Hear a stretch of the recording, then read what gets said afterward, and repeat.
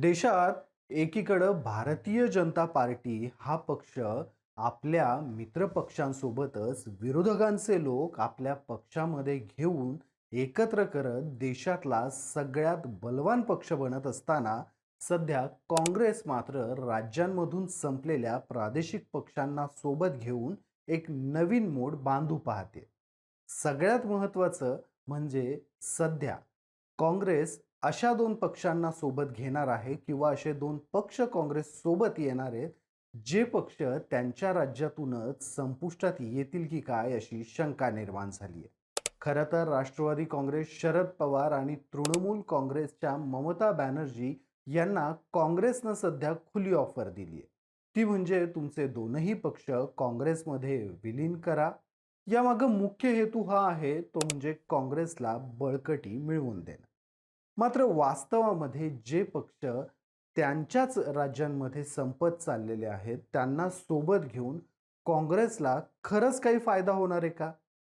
प्रादेशिक पातळीवरच अगोदरच फुटलेल्या पक्षांची तकलादू ताकद काँग्रेसला भविष्यात बलवान करू शकेल का? या वयात शरद पवार किंवा ममता बॅनर्जी हे काँग्रेसला खरंच नवीन दिवस आणून देऊ शकतात का? याच सगळ्या प्रश्नांची उत्तरं या व्हिडिओमधून आपण जाणून घेणार आहोत.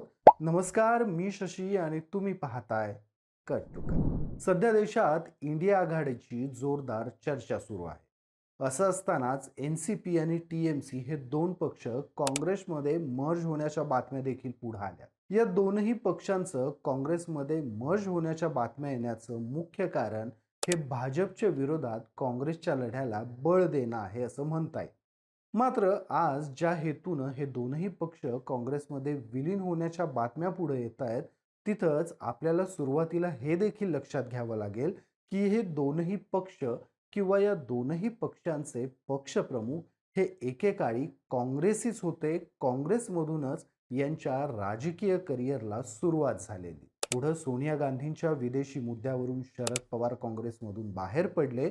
तिथंच पश्चिम बंगालमध्ये कम्युनिस्टांच्या विरोधात काँग्रेस अग्रेसिव्ह आक्रमक भूमिका घेत नाही म्हणून ममता बॅनर्जी यांनी आपली स्वतंत्र वाट धरली आणि त्यानंतर या दोघांनीही आपापल्या राज्यांमध्ये आपापले पक्ष स्थापन केले. शरद पवारांनी राष्ट्रवादी काँग्रेस पक्ष तर ममता बॅनर्जी यांनी तृणमूल काँग्रेस पक्ष स्थापन केला.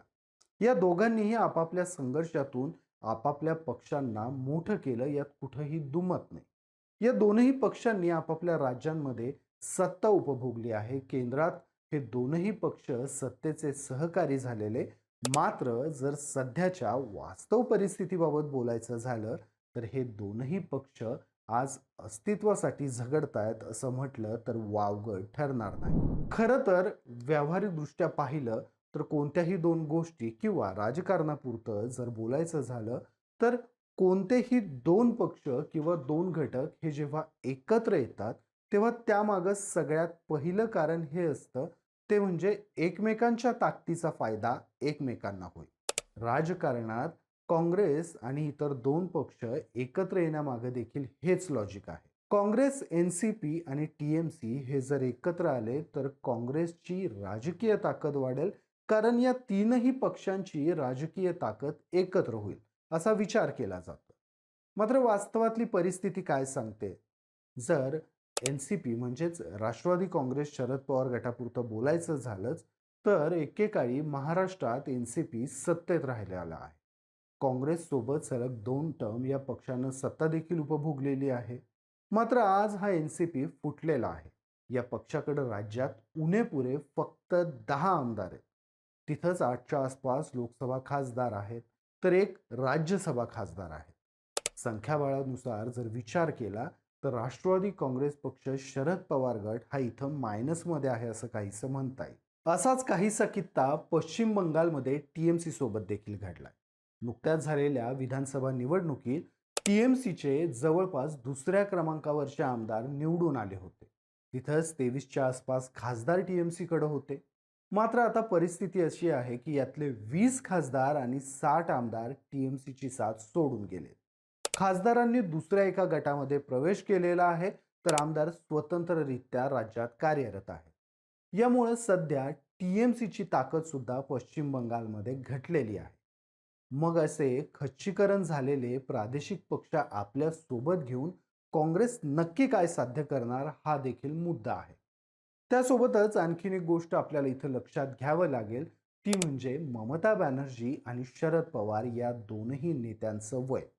जर एन-सी-पी आणि टी-एम-सी हे काँग्रेसमध्ये मर्ज झाले, ममता बॅनर्जी आणि शरद पवार हे दोनही नेते काँग्रेस सोबत आले, काँग्रेसमध्ये आले, तर त्या दोघांचंही वय हे काँग्रेससाठी फायदेशीर ठरेल का हे बघायला लागेल. खरं तर राजकारणात सगळ्यात पहिली गोष्ट महत्त्वाची असते ती म्हणजे तुमची एनर्जी. राजकारण हा मुळातच एनर्जीचा खेळ आहे.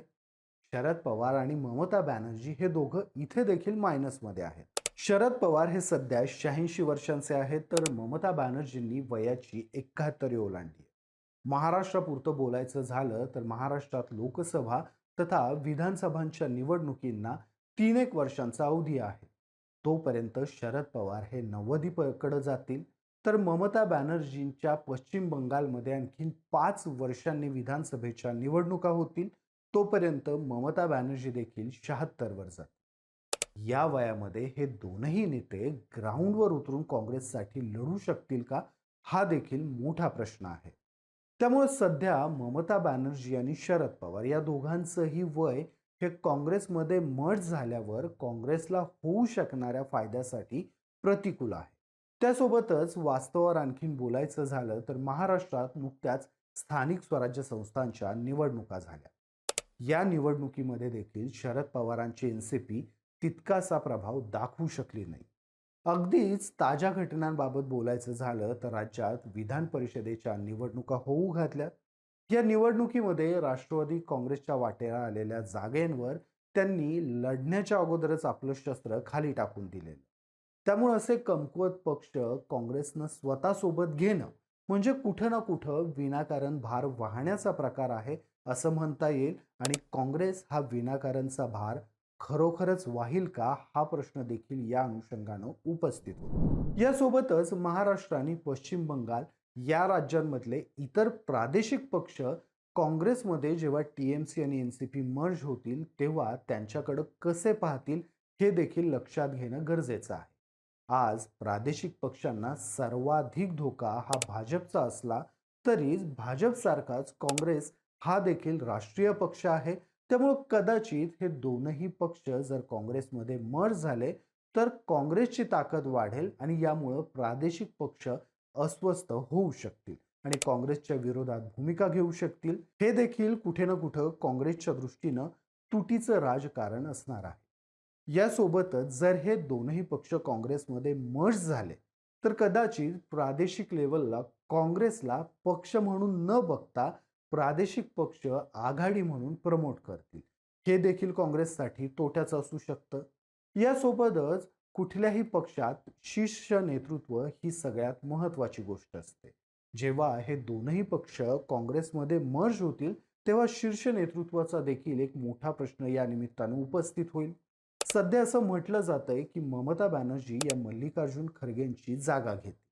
मात्र काँग्रेसमधून स्वतःच्या राजकीय कारकिर्दीला सुरुवात करून नंतर सबळ झाल्यावर काँग्रेसची साथ सोडून देणाऱ्या या नेत्यांना जर काँग्रेसच्या वरिष्ठ पातळीवर बसवलं गेलं तर इतकी वर्ष काँग्रेससोबत राहणारे काँग्रेसचे कार्यकर्ते तथा नेते हा निर्णय इतक्या सहजासहजी मान्य करतील का हा सुद्धा मोठा प्रश्न आहे. जर एन-सी-पी आणि टी-एम-सी काँग्रेसमध्ये मर्ज झाले आणि ममता बॅनर्जी यांना शीर्ष नेतृत्व घोषित केलं तर शरद पवारांसारखे वरिष्ठ नेते ही गोष्ट इतक्या सहजासहजी मान्य करतील का हे देखील बघावं लागेल.